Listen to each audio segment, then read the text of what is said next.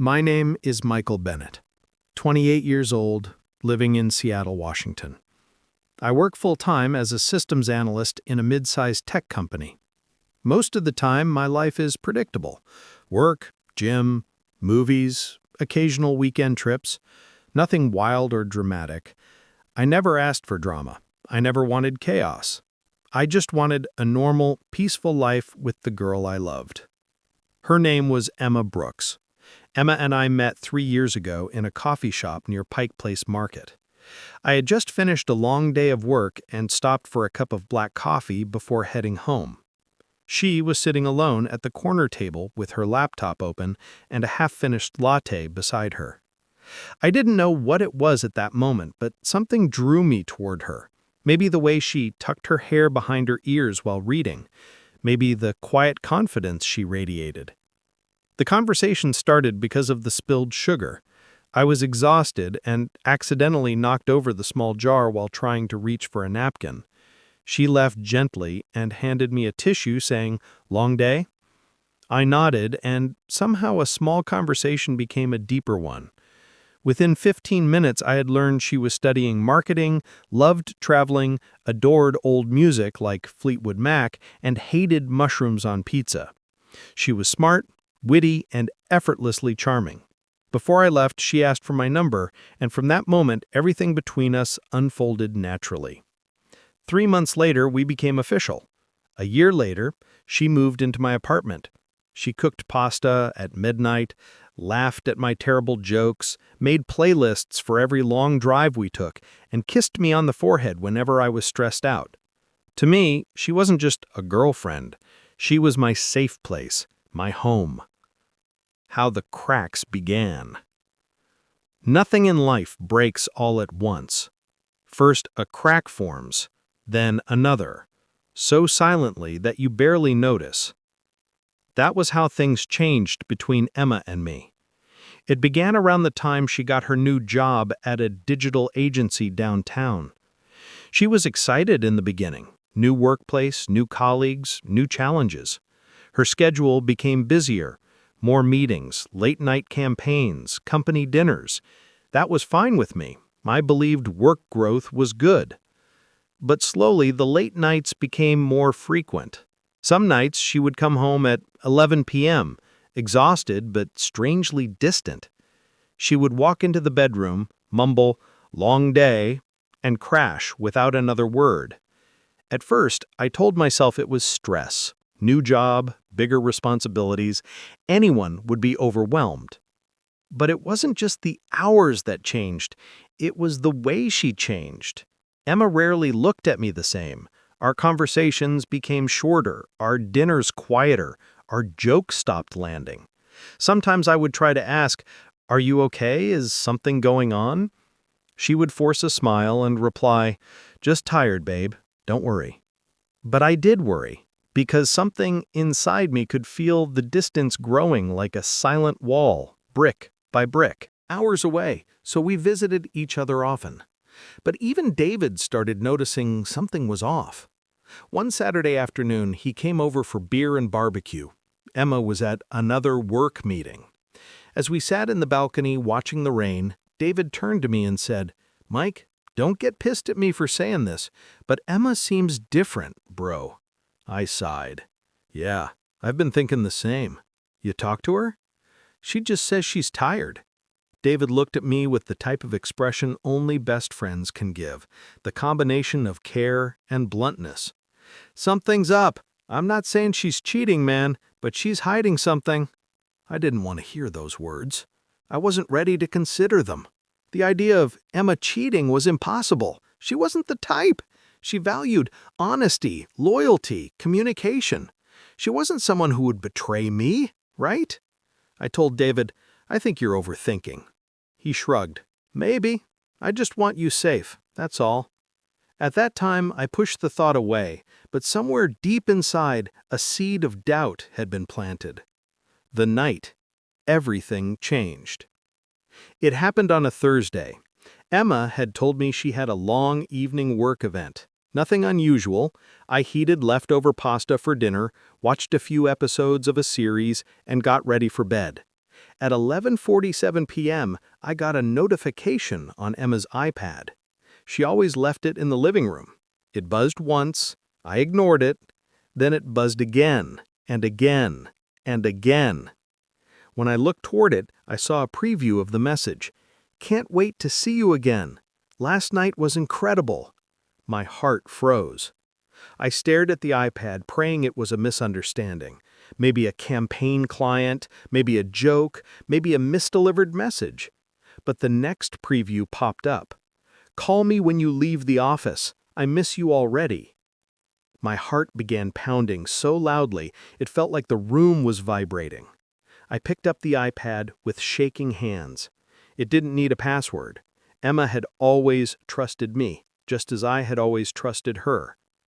Inside the messaging app, I saw the name, Chris, Work Project Lead.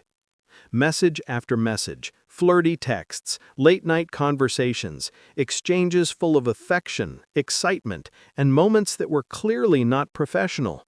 My chest tightened. I couldn't breathe. My eyes burned as I kept scrolling. The messages went back weeks, maybe months. One thread read, "Chris, I wish we could wake up next to each other.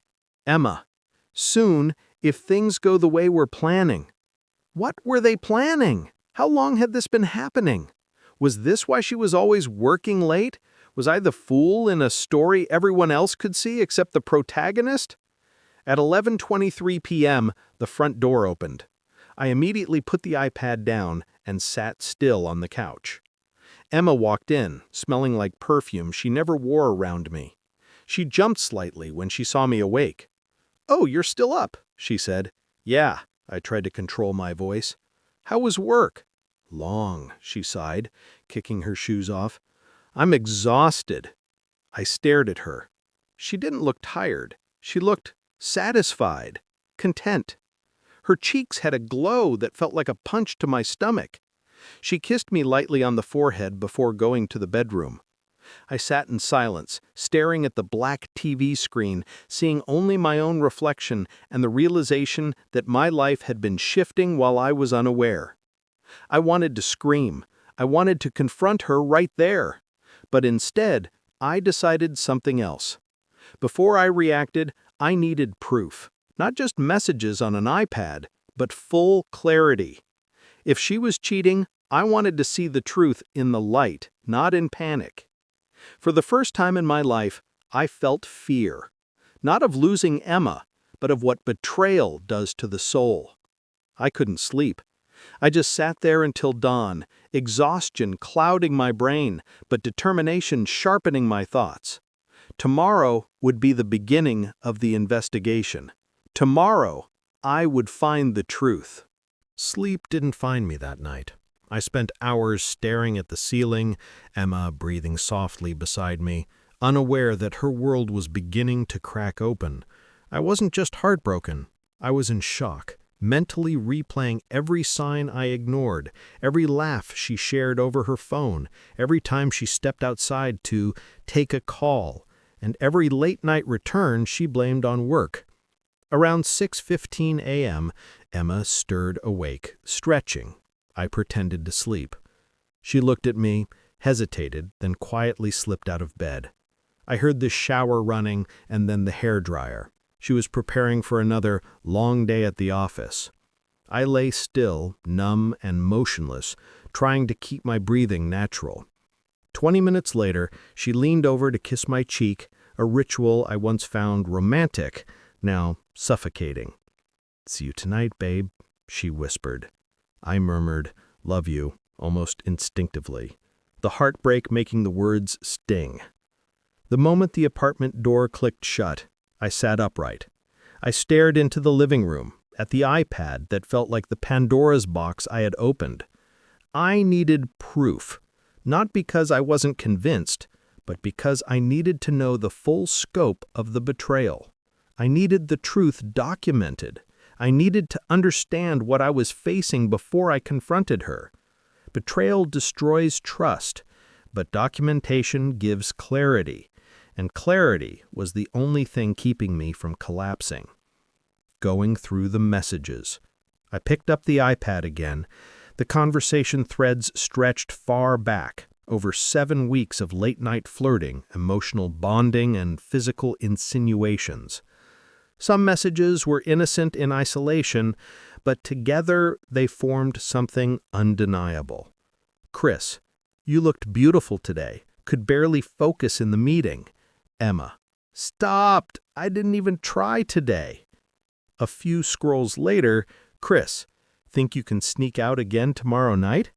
Emma, I'll tell Michael I have to finish the pitch. Michael, me. Reading my name in that context felt like a knife twist. They had code words, they had alibis, they had a system. Another thread. Emma, I don't know how much longer I can keep pretending at home. Chris, just give it time. We'll figure something out. Pretending? My heart squeezed in my chest. Pretending what? That she still loved me? That she still lived here in more than just a physical sense? I felt anger rising, but I forced myself to keep reading. I needed the truth, all of it. I took photos of every message on my phone, not for revenge, not for social posting, not to send to friends, just so the truth couldn't slip away behind excuses, gaslighting, or emotional manipulation. Calendars, emails, and more. After messages, I checked her email app.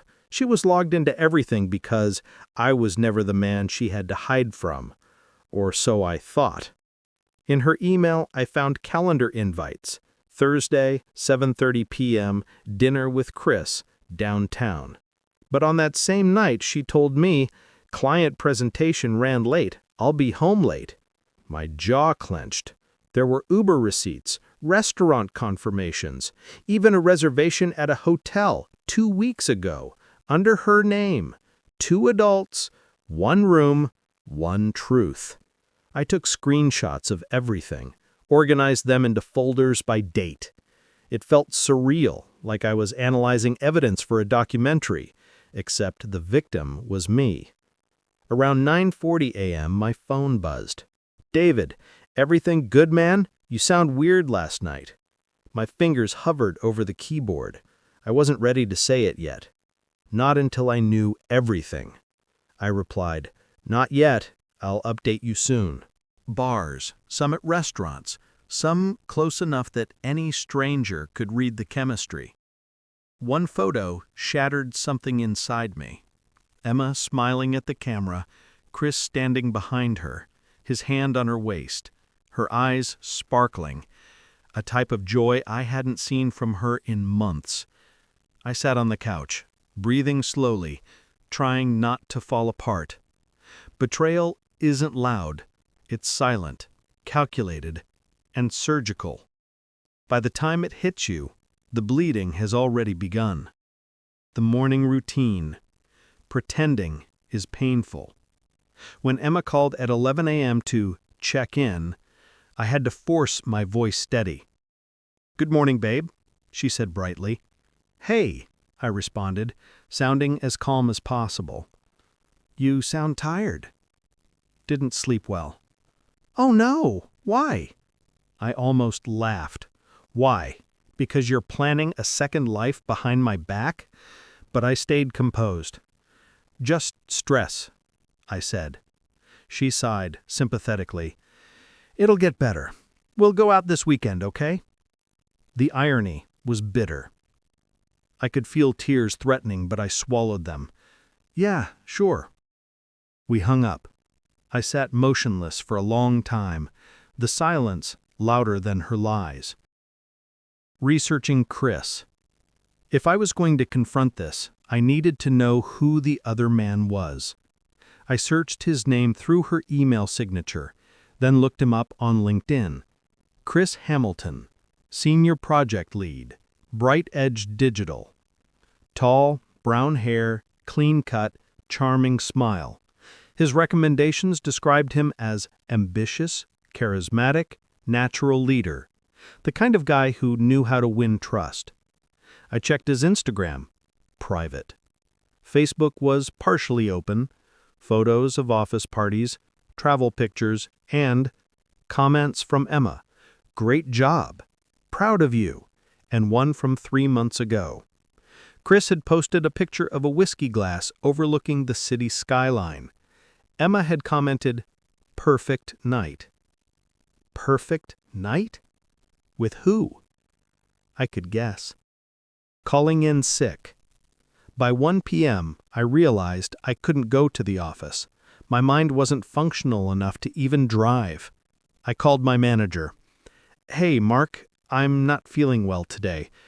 Mind if I take a sick day?" His voice was understanding.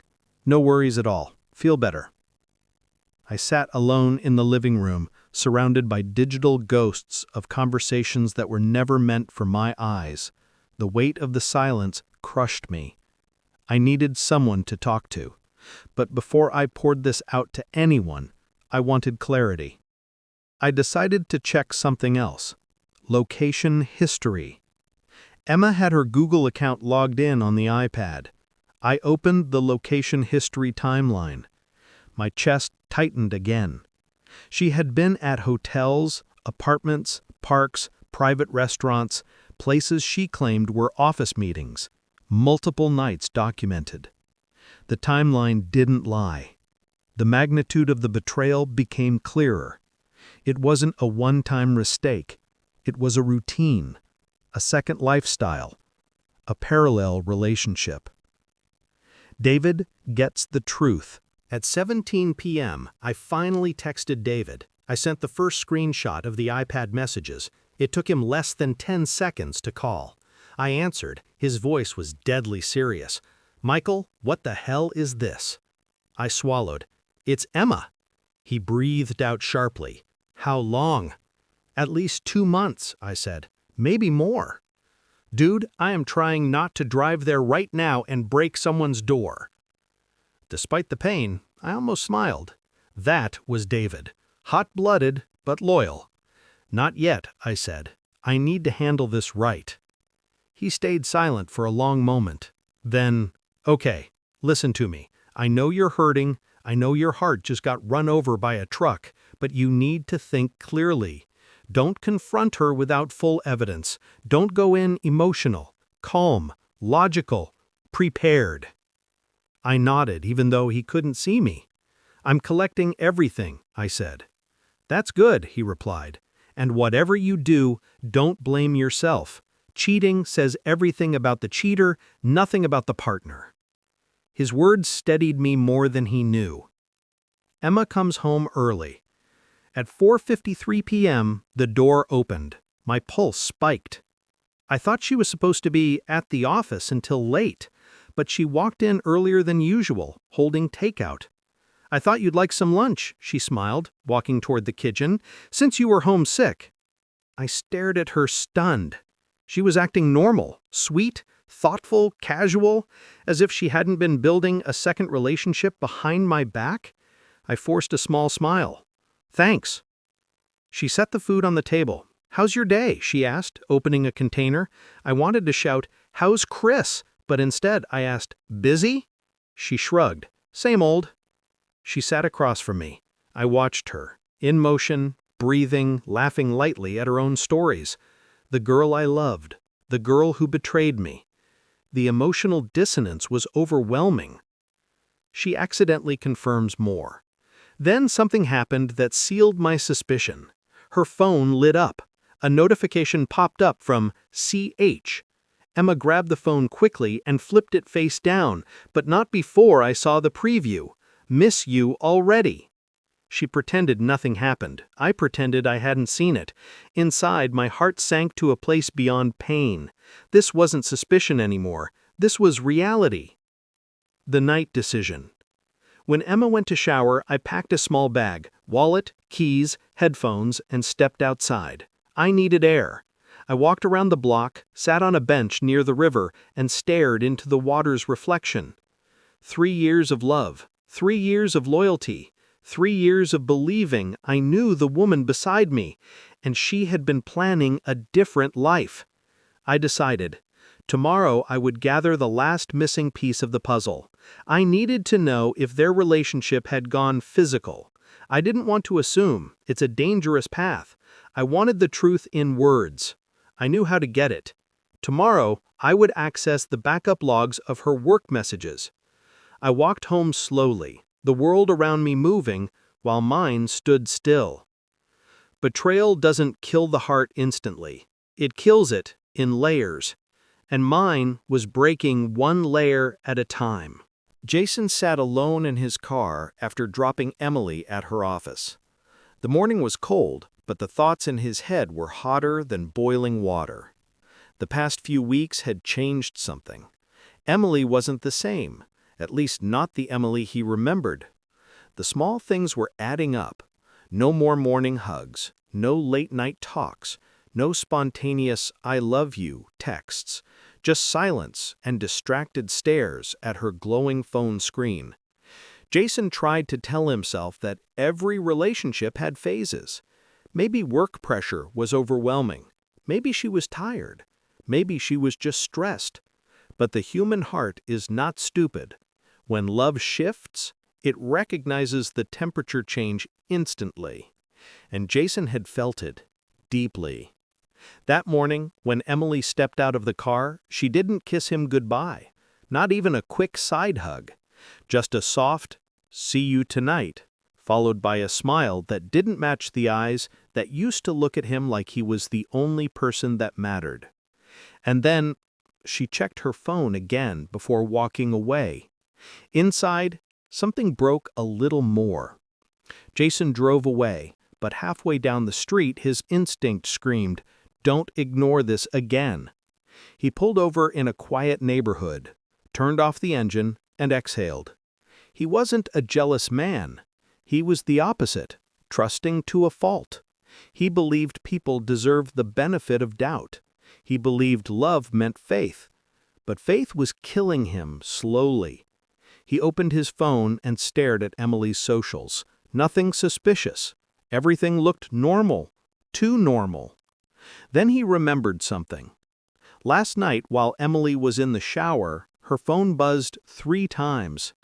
Jason wasn't the type to snoop, but the notification banner flashed a name. Alex, new message. He didn't recognize the name.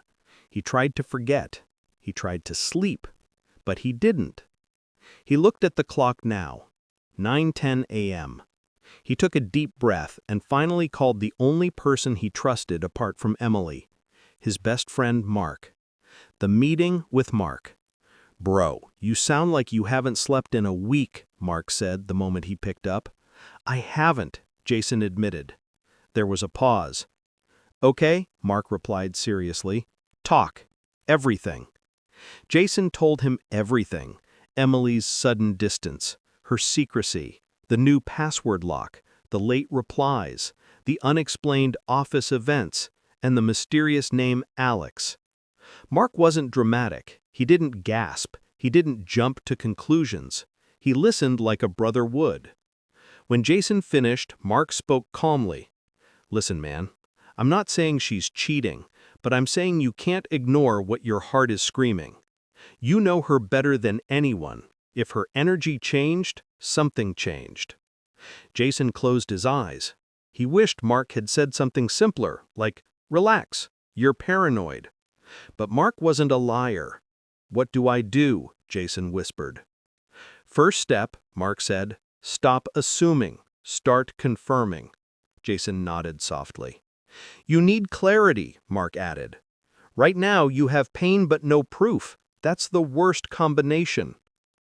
The inside conflict in Emily. Quietly, Emily sat in her office with her own storm brewing inside. Alex had messaged her again. "Lunch today? Can't stop thinking about last time." Emily stared at the screen with a tight chest. She knew this was wrong. She knew she shouldn't reply. She knew she was crossing lines Jason didn't deserve. But she replied, "Maybe. I'll let you know." Because her heart wasn't just confused anymore. It was gradually walking away from Jason without her even noticing. She looked at her desk and saw the framed picture of her and Jason from their vacation last summer. She looked happy in the photo, truly happy. But that felt like someone else's life now. She whispered to herself, "I didn't mean for this to happen." But she also didn't stop it. She told herself lies people tell when they slide into betrayal. It just happened. It's not serious. I'm just confused. Jason deserves someone better than who I've become. It felt easier to justify than to face the truth. She was the problem, not Jason. Jason had loved her. Jason had supported her. Jason had trusted her blindly. And she was the one breaking him without saying a word. Her feelings toward Alex were exciting, new, forbidden. It made her feel alive. But every time her heart fluttered, her conscience bled quietly.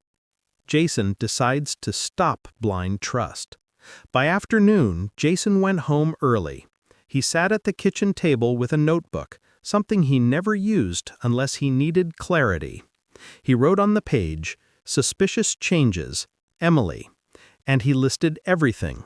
Less affection, late replies, new password, sudden overtime, emotional distance, hidden phone, unknown Alex. When he finished, he stared at the list and swallowed hard. If he saw this list coming from someone else, he would have said, "She's cheating." But he loved her too much to make that conclusion easily. He decided something. Tonight, he would talk to Emily. He would ask calmly, without anger, without accusations. He just wanted honesty. Emily's secret meetup. At 6 p.m., Emily wasn't in the office. She was at a cafe. Sitting across from Alex. He was charming, older, confident, and he looked at Emily like she was the only woman in the room. "Rough day?" he asked, noticing her tension. "Yeah," she exhaled. "You know," Alex said softly, "you don't have to stay in something that's no longer making you happy." Emily looked down. "I haven't told him anything yet." Alex smiled gently. "You will, eventually, just when you're ready." She nodded, but her heart twisted painfully, because she knew Jason was at home right now, probably making dinner, waiting for her, loving her completely. And she was betraying him in the most emotional way possible. When she checked her phone, there were 3 missed calls from Jason. She froze. Alex noticed. "He's probably wondering where you are," he said casually. Emily forced a smile. "Yeah, probably." The drive home. Emily lied again. She texted Jason, "Working late, don't wait up." Jason stared at the message and felt a long, cold chill spread through him. He knew that was a lie. He could feel it in his bones. He replied, "Okay, be safe." No accusations, no fight, just love. Emily saw the message, and guilt hit her like a truck, because she didn't deserve that kindness anymore. She drove home at 10:20 p.m., thinking Jason would be asleep. He wasn't. He was sitting on the couch, quietly, with the TV on mute. Emily froze at the door. "Hey," Jason said softly. She swallowed. "Didn't expect you to be awake." "I wanted to talk," she replied. Her heart dropped. Emily closed the door behind her and placed her purse on the nearby table. Her heart hammered in her chest, not because she feared Jason, but because she feared the truth she was trying so hard to hide. Jason didn't yell, he didn't stand up, he didn't pace the floor like a jealous boyfriend. He just looked at her with eyes that had loved her for years, and that hurt her more than anything. Emily sat down slowly on the couch's opposite side. "Is everything okay?" she asked, faking casual concern. Jason took a calm breath. "I wanted to ask you something," he began quietly. She nodded, maintaining her composure. "What's been going on with you lately?" Emily blinked. "Work has been busy," she replied too quickly. Jason noticed. "You're coming home late almost every night. You hardly talk to me anymore. You always seem worried, distracted, or somewhere else mentally." Emily looked away. Jason continued, voice still soft.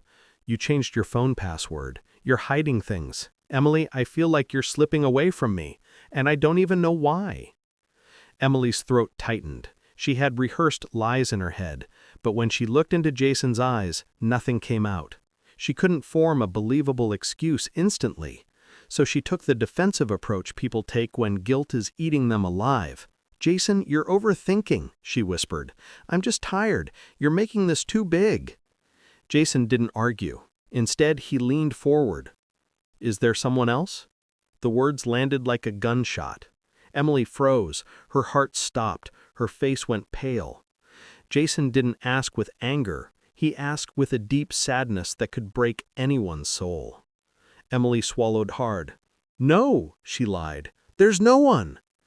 Jason looked at her for a long moment, and she knew he didn't believe it.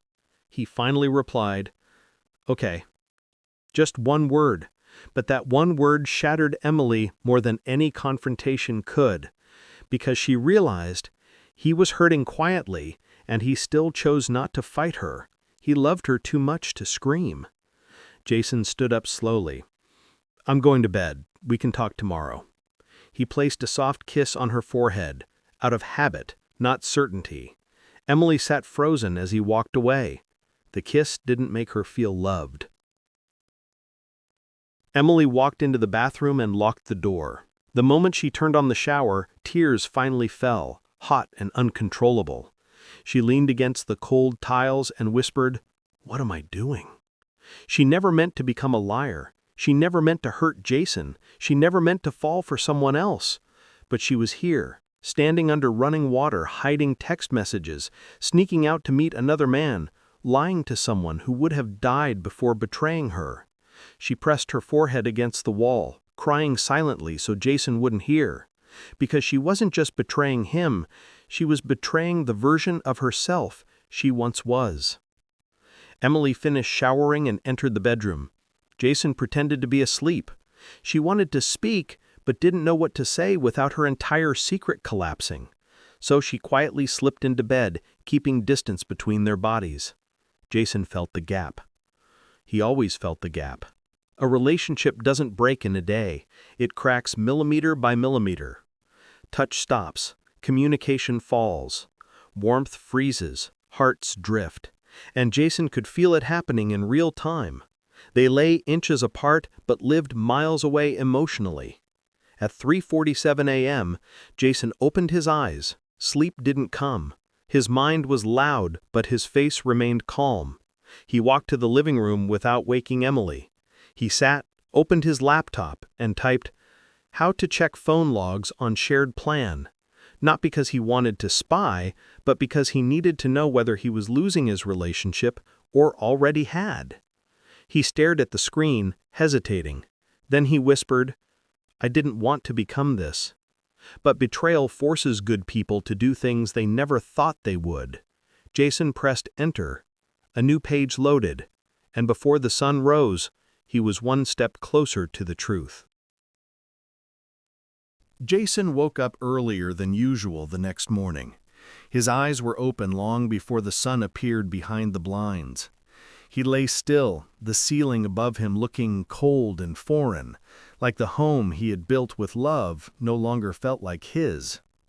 Emily was still asleep beside him, her breathing calm and peaceful, as if nothing in her world had changed. But Jason's world had changed completely. The trust he once held like a foundation stone had cracked in silence. He was now living in a house built on shifting ground, and he knew the collapse was coming. He quietly got out of bed, careful not to wake her. He showered, dressed, and made his way to the kitchen. He started brewing coffee, but barely tasted anything anymore. Each sip felt like going through the motions of a life he was no longer sure he wanted. He opened his phone and once again reviewed the call logs he had found last night. The same name stared back at him. Alex. Long calls. Frequent calls. Late-night calls. Hours when he was asleep, believing Emily was working or resting. He didn't cry. He didn't slam the table. His heart had already done all the breaking.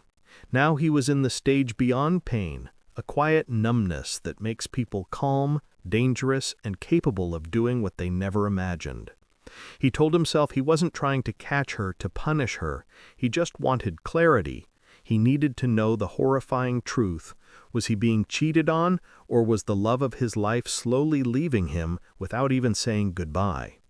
At around 8:30, Emily woke up. She stretched, rolled over, and reached for Jason in bed, only to find empty sheets. A small ripple of panic passed through her. She got up, brushed her hair, and glanced in the mirror.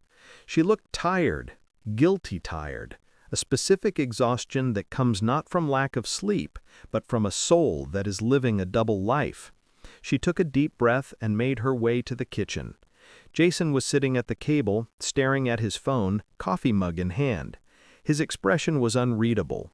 Emily tried to pretend everything was normal. "Good morning," she said softly, forcing a smile. Jason looked up. "Morning." Just one word, but she felt the weight behind it. No smile, no warmth, no affection. She felt the distance instantly. She sat across from him and tried to make small talk. "How did you sleep?" Jason kept his eyes on the coffee mug. "I'm getting used to short nights." Emily's heart dropped. She knew exactly what that meant. He was thinking, quietly. And quietly thinking people were always the most dangerous. They didn't need arguments, they needed evidence. "I'm going to shower," she said, trying to escape the tension. Jason didn't respond. She walked away, closing the bathroom door behind her. Under the shower, she leaned her head against the cold tile, water washing over her face, and she closed her eyes. She felt haunted by everything she had done. Last night she met Alex again. He laughed, made her feel desired, special, alive. With him, she felt something electric. But with Jason, she felt the weight of everything she was destroying. She tried to tell herself Jason would never find out. He trusted her too much. He wasn't the type to investigate. He believed in love the way young children believe in miracles, purely, completely, without hesitation. She told herself she could keep the affair silent until she figured out what she truly wanted. But then she remembered the way he had looked at her that morning, calm, observant, quietly hurt. He knew something, maybe not everything, but he knew enough. Emily finished showering and got ready. She walked into the kitchen, kissed Jason's cheek, and said, "I love you, see you tonight." Jason just nodded. The lack of a verbal response struck her harder than any accusation. She walked out of the apartment, feeling like she had left a part of herself behind, not the honest part, but the guilty part.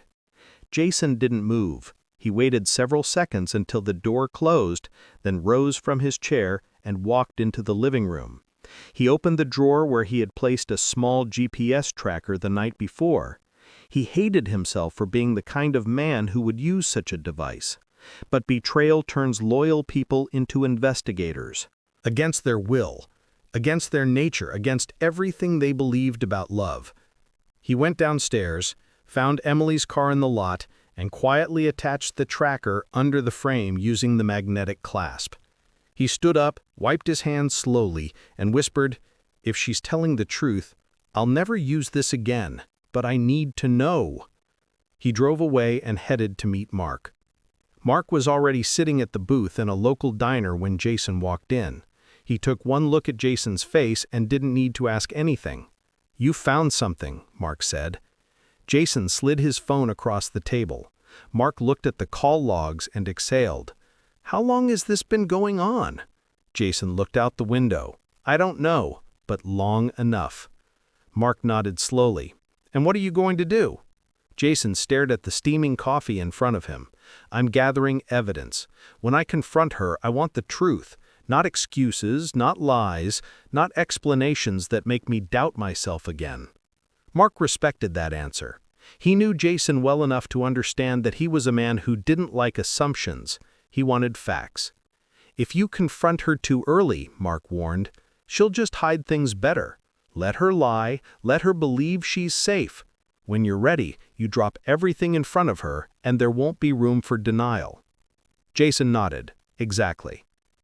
At lunch, Emily walked out of her office and saw Alex waiting near her car, smiling. She felt a rush of excitement mixed with anxiety. "You didn't have to come," she said. "I wanted to," Alex replied. They went to a small restaurant far from where Jason would ever go. They sat in a corner booth, low lights, intimate environment. But Emily's mind wasn't present. She kept replaying the way Jason looked at her earlier. "You look stressed," Alex said. "Jason's asking questions," she admitted. Alex smirked. "He'll get over it." Emily frowned. "You don't know him. He doesn't get angry. He gets quiet. And Jason being quiet scares me more than anything." Alex leaned back. "Then maybe you need to make a decision. You can't live like this forever." Emily looked at her hands. She wasn't cheating because Jason was a bad partner. She was cheating because she had changed, and she didn't want to face that truth. Jason still loved her fiercely, but she wasn't the woman she used to be. At 7:40 p.m., Emily texted Jason saying she was working late. Jason looked at the message, opened the tracking app, and saw she was at a restaurant, not the office. He didn't scream, he didn't throw anything. He just took a screenshot, saved the location, and added it to a folder he had created titled Evidence. Mark called to check on him. "You okay, man?" Jason answered quietly. "I'm not hoping she's innocent anymore. I'm just preparing myself." Mark didn't push. Jason was now in that stage of heartbreak where emotions turn into calculation. Emily came home at 10:18 p.m. She approached Jason with a kiss. "Long day," she sighed. Jason looked at her and asked gently, "At the office?" Emily froze inside, but kept her face straight. "Yeah, long project." Jason smiled. "I believe you." His smile wasn't warm. It was the kind of smile people wear when they've already accepted the truth and are waiting for the final confirmation. Emily went to change clothes, thinking she had dodged suspicion. She had no idea Jason had her exact location saved with timestamps. The clock began ticking. Their relationship was now a matter of time. How long could Emily keep lying, and how long could Jason pretend not to know? That night, Jason sat awake in the living room, staring at the wall. He wasn't thinking about how to catch her anymore. He was thinking about something deeper. Whether there was anything left worth saving. A relationship doesn't die when someone cheats. It dies the moment trust is no longer possible. And Jason felt the funeral starting in his chest. When the morning came, Ethan woke up with the weight of everything that had happened pressing on his chest. The truth was out now. Madison's affair with Tyler was exposed not only to him, but to the entire town. What he didn't realize until now was that the fallout wouldn't stop with a breakup. Madison's father had called multiple times during the night. Madison had texted him 10 times in desperation, and half the town had likely already seen the viral Reddit post. The bakery where he worked and Madison's workplace were receiving comments, jokes, and messages from strangers across the country. It wasn't just heartbreak anymore. It was public humiliation. Ethan sat on the edge of the bed, staring at nothing. He could still hear Madison's voice from last night, begging him to talk to her. She had come to the house twice, but he never opened the door. Somehow, blocking her number had felt like the first real step toward regaining control of his life. But today he needed to breathe. He needed the world to be quiet, even for a moment. He went to the kitchen, made a cup of coffee, but couldn't drink more than a sip. Everything tasted bitter. Everything felt wrong. He had always thought heartbreak was a private thing, something you dealt with silent tears, takeout boxes, and sad music. But now, millions of strangers were reading his story, laughing, supporting, arguing, analyzing. His pain had become entertainment for the internet. That realization was almost as painful as the betrayal itself. At noon, he stepped outside for the first time in a day. The neighbors who used to wave at him looked away, pretending they didn't see him. Ethan wasn't sure if they were embarrassed on his behalf or gossiping behind closed doors. Small towns didn't forgive easily, and they never forgot quickly. The bakery owner, Mr. Rhodes, called him as he got into his car. Ethan answered, ready to lose his job. Instead, the old man sighed and told him to come in next week. He understood. He had been cheated on once, many years ago. He didn't say more, and Ethan appreciated that. People who knew pain never needed explanations. He drove aimlessly for a while, ending up at the old lakeside pier where he used to sit in high school when life was simpler. The wooden boards were worn, but the smell of pine and water felt comforting. Ethan sat at the edge, dangling his feet, staring at the water ripple as the wind moved across its surface. For the first time in days, he took a full breath. But peace was brief. His phone vibrated again. This time it wasn't Madison. It was Tyler. Ethan stared at the notification for a long moment before finally opening it. "Man, I'm sorry. I didn't mean for any of this to happen. I know you probably hate me, but I never meant to hurt you." Ethan let out a humorless laugh. The message felt like someone apologizing after dropping a bomb. He typed back, "You meant everything you did. You just didn't think you would get caught." Understand. Why had she thrown everything away? Was there something he needed to hear before he closed that chapter forever?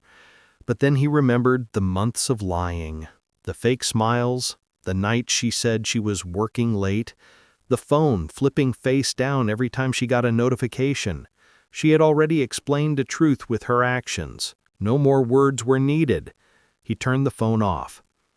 Later that afternoon, Ethan drove to his sister Emily's house. She had always been the one person he could fall apart in front of without being judged. The moment she opened the door and saw his exhausted face, she just wrapped her arms around him. "You don't have to be strong here," she whispered. That broke him. He cried, not the single tear, film scene version of crying, but the kind that shook his body. Emily didn't interrupt. She just let him release everything he had been holding on to since the night he opened that hotel room door and saw Madison with someone else. When he was done, they sat on the couch with tea. Emily finally spoke. "You lost someone who didn't value you. That hurts. But you didn't lose yourself. You're still here." Ethan looked down at his cup. "I don't even know who I am anymore." "You will," she replied, "once the pain stops being the loudest thing in the room." By evening, Ethan drove home. He didn't feel healed, but he felt lighter, and that was enough for today. When he got home, something unexpected happened. There was a letter taped to his door. No name, no return address, just a short handwritten message. "I know what happened. It wasn't your fault. Don't let her mistake become your story." Inside the envelope was a small drawing, someone sitting alone at a pier looking out over the lake. Ethan realized someone had seen him earlier. For the first time in days, he smiled. Not everything in the world was cruel. The next few weeks weren't easy. The Reddit post continued to get attention, then slowly faded, replaced by the next internet scandal. People in town stopped whispering. Some apologized for not checking on him sooner. Madison moved out of town for a while, unable to face the pressure. Tyler quit the company after breaking up with his girlfriend and dealing with his own public fallout. Life moved on, even if it moved imperfectly. One evening, Ethan reopened his laptop and made a new Reddit post, not to expose anyone, not to seek revenge, but to close the chapter. He wrote, "I was cheated on. It broke me. But I'm learning that pain doesn't destroy you unless you stop living. I'm not healed yet, but I'm still here. And for now, that's enough." He hit post. He sat back in his chair. The house was quiet. The emotions weren't gone, but they had finally stopped drowning him. Ethan stood up, walked to the window and looked outside at the night sky. He didn't know what came next. New city, new job, new chapter, maybe even new love someday. But for the first time since the betrayal, he wasn't scared of the future.